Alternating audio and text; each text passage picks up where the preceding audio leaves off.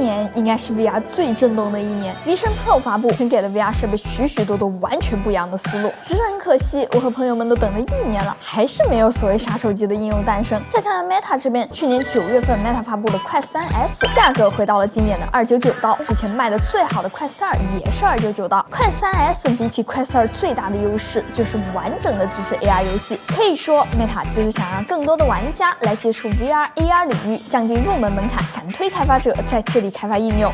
VR 游戏还是和 PC 游戏很不一样的，每个游戏都很新奇。那今天这一期视频呢，就想带大家来看一下现在的 VR 都有哪些大的变化。除了之前那些耳熟能详的游戏 ，VR 和 AR 多了什么新的、好玩的、有创意的游戏呢 ？This is the new Meta Quest 3S.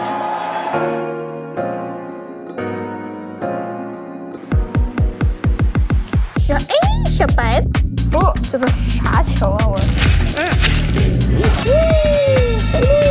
现在你们才是猎物。等一下。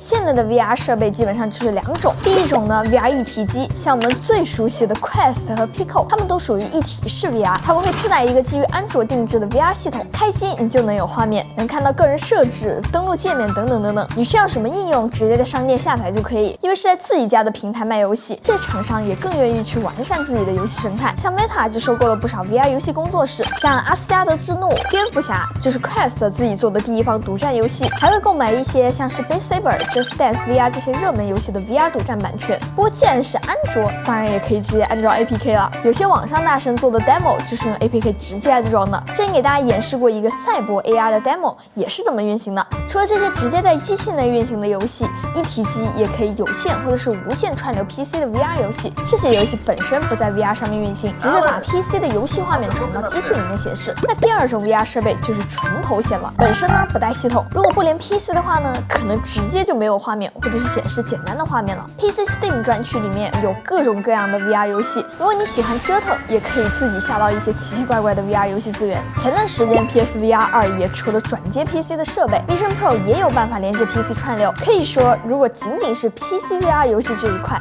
生态已经是非常成熟的了。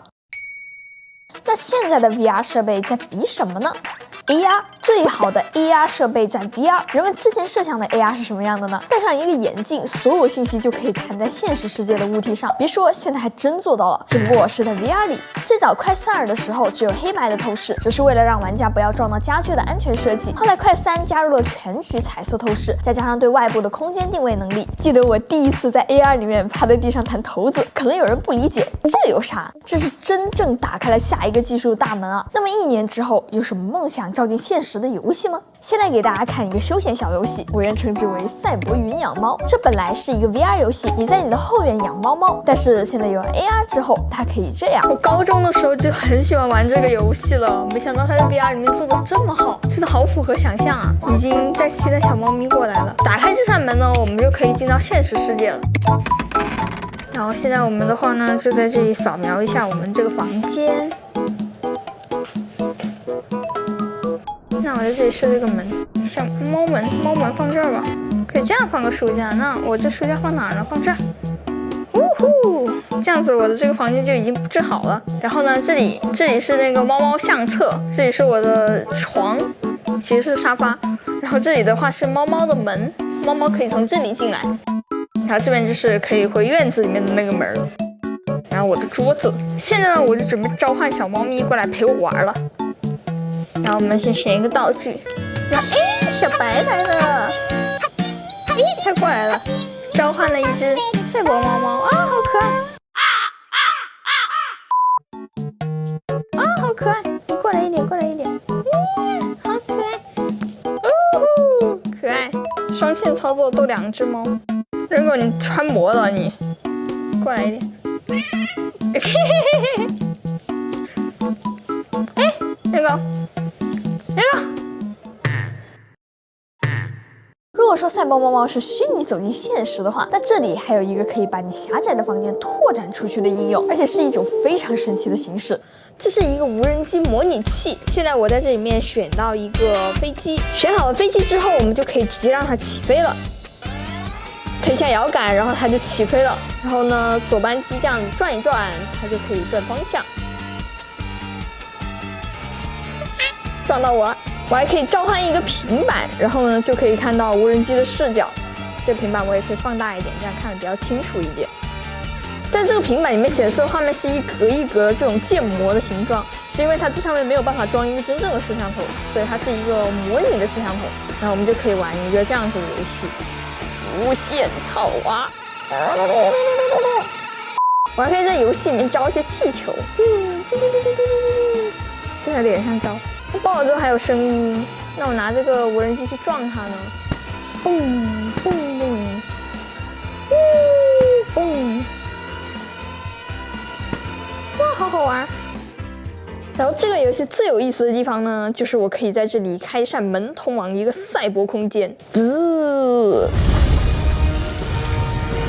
一个赛博空间就已经出现了。然后这个时候我们就可以把这个飞机开到这个赛博空间里面去。走路！这飞机现在已经飞到我看不见了，我得用这个平板看一下它飞到哪儿去了。哦，它在这个屋顶旁边，还可以绕一圈看看风景。哇！哇，这里面还可以进去，然后就可以让它再飞回来啊！它从那边飞回来。哦，再讲一点。哦，回来了。你好呀。刚刚这个平板不是也可以放大缩小吗？这个飞机也可以放大缩小。我现在把它稍微放大一点点。哦，大概是一个50-60公分的一个飞机。走，我们现在去赛博农场放风筝去。我要把它带出去，把它放更大。呜呼，进来了。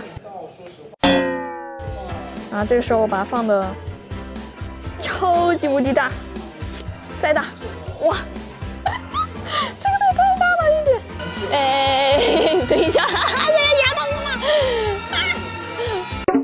这个游戏目前还是个免费的 demo， 如果可以自定义无人机的速度，甚至是 DIY 外观、虚拟地图再多一些场景的话，那还是很有潜力的。刚刚那2个基本只需要空间定位能力就可以实现了，那如果真的要和虚拟交互，物理计算也是不可少的。这里再给大家看一个物理做的很不错的游戏。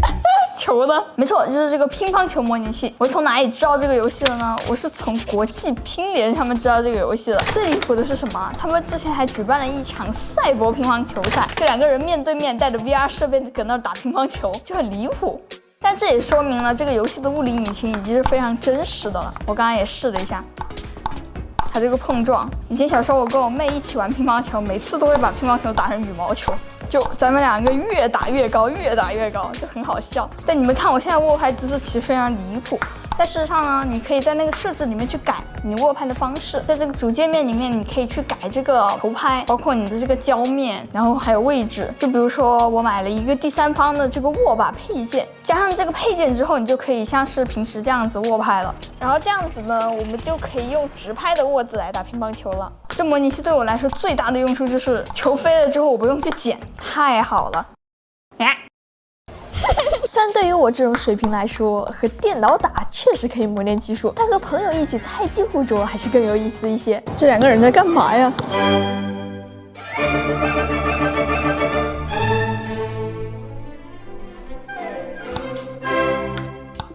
前面这些 AR 游戏看起来比较简单，但如果想要超沉浸的体验大型的虚拟世界，还是得更成熟的 VR 领域。现在也多了不少好玩的纯虚拟 VR 游戏。我最近就找到一个很好玩的游戏，进击的巨人牢不可破。哇，兵长真的好矮啊！我看他到我哪里？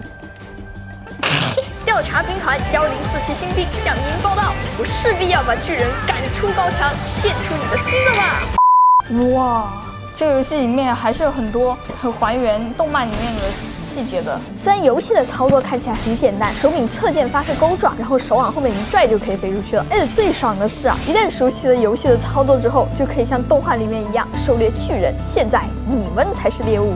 我这个巨人真的很有压迫感哎！哇，他要捶我啦！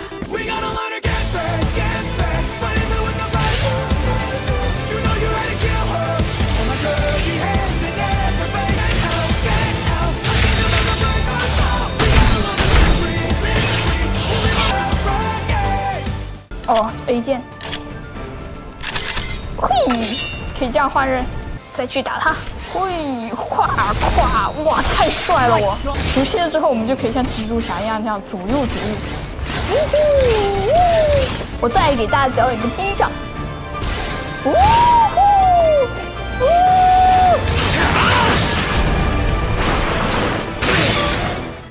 来，上一次玩和巨人相关的游戏还是10多年前一个叫《巨人猎手》的小游戏。那个游戏虽然场景非常的简单，巨人的样子也很抽象，但用立体机动装置各种穿梭的感觉，还真的满足那时候我对调查兵团的幻想。当时的我也一定想不到，10年之后我居然能用 VR 再去玩巨人。还记得快3刚出的时候玩过一个很简单的 demo， 虽然这个 demo 的内容只是可以和物体进行交互，却很好的展示了空间计算和物理计算的潜力。这1年多下来，就和当时预想的那样，现在的 VR 上有了更多天马行空的游戏。如果说之前快3出的时候，我觉得大家还可以等等，那么等的就是现在这个时候了。AR 经过了1年多的发展，有了越来越多的低门槛应用，不再是停留在 demo 阶段。硬件上有了更便宜的快3S，虽然在硬件上还是有一定的妥协，不过价格便宜且完整支持 AR， 可以说是现在最有性价比的一款 VR 设备了。而且听说i 社的新 VR6直接众筹了1000%，据说这一回会直接以完整形态呈现 ，VR 内容也早就成熟完整了，二手买了再卖也不会亏太多，非常推荐没有试过的小伙伴尝试一下。OK， 那么以上就是本期视频的所有内容啦。如果这期视频还有点意思的话，记得给我点赞、3连关注哦，这对我来说非常重要。那我是切蒂，咱们下期再见吧，拜拜。